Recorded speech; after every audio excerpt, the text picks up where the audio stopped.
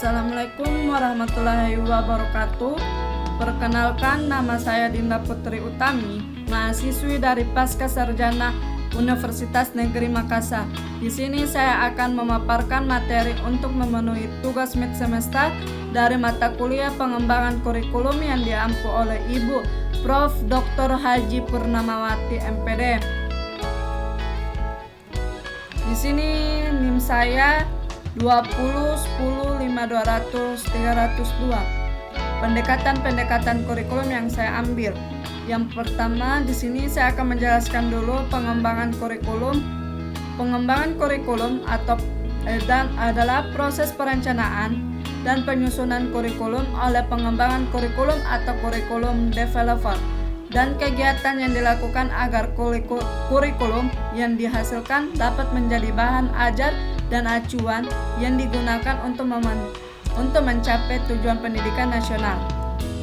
Dan ada juga model pengembangan kurikulum, ada 3 bagian model menurut Murray Print dari Brady. Yang pertama, linear atau rasional atau objektif model. Yang kedua, siklus atau clinical model. Yang ketiga, dinamis atau dynamic model. Di sini saya akan menjelaskan dulu linear atau rasional atau objektif model. Menurut Rapley Taylor dan Hilda Taba, ada 4 pertanyaan Taylor menjadi komponen dan dalam pengembangan kurikulum, yaitu yang pertama, tujuan, yang kedua, bahan, yang ketiga, strategi, dan yang terakhir, evaluasi. Sedangkan menurut Hilda Taba, dikembangkan menjadi 7 komponen dalam kurikulum, yaitu yang pertama, diagnosis kebutuhan, yang kedua, formulasi tujuan, yang ketiga, memilih konten, yang keempat, mengorganisasikan konten, yang kelima, penyeleksi pengalaman belajar, yang keenam, mengorganisasikan pengalaman belajar, dan yang terakhir, evaluasi. Siklus atau clinical model menurut Wheeler dan Nichols, 5 tahapan yang kemudian berputar lagi. Menurut Wheeler ada 5. Yang pertama, analisis situasi, yang kedua, menentukan tujuan, yang ketiga, menyeleksi konten, yang keempat, menyeleksi metode, yang terakhir, evaluasi. Sedangkan menurut Nichols, yang pertama, situasi analisis, yang kedua, menyeleksi atau memilih tujuan, yang ketiga, menyeleksi konten, yang keempat, menyeleksi metode, yang terakhir, evaluasi.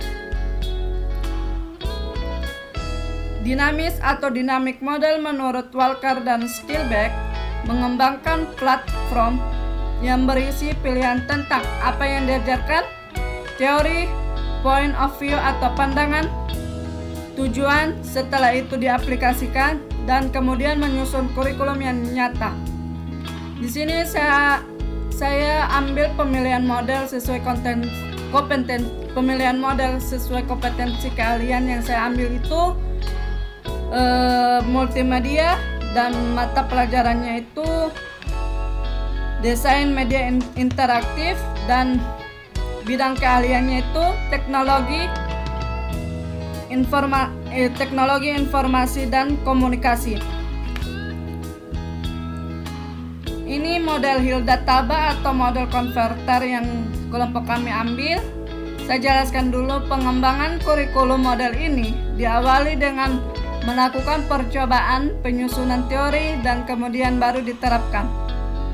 Diharapkan dimaksudkan untuk lebih mempertemukan antara teori dan praktik, serta menghilangkan sifat keumuman dan keabstrakan yang terjadi dalam kurikulum yang dilakukan tanpa kegiatan percobaan. Dalam pendekatannya, Taba menganjurkan untuk lebih mempunyai informasi tentang masukan atau input pada proses setiap langkah proses kurikulum. Secara khusus, Taba menganjurkan untuk menggunakan pertimbangan ganda terhadap isi atau organisasi kurikulum yang logis, dan individu pelajar atau psikologis kurikulum. Ini flowchart pengembangan kurikulum. Ada Tabas di sini, ada Tabas model kurikulum wide correlation on industry. Di sini ada menganalisis keperluan, memahami materi pembelajaran, memberi latihan, uji coba produk, merevisi hasil uji coba. dan prediksi piramida 5-10 tahun ke depan menurut kelompok kami ini. Dan hasil wawancara sekolah dari SMK Negeri 5 Makassar, ada 13 kompetensi dasar yang kami ambil dan standar kompetensinya juga ada 13. Dan hasil wawancara industri dari kantor Kominfo Makassar, di sini kelompok kami ambil kompetensi dasarnya ada 13, standar kompetensinya ada juga 13. Dan analisis SWOT yang pertama strike.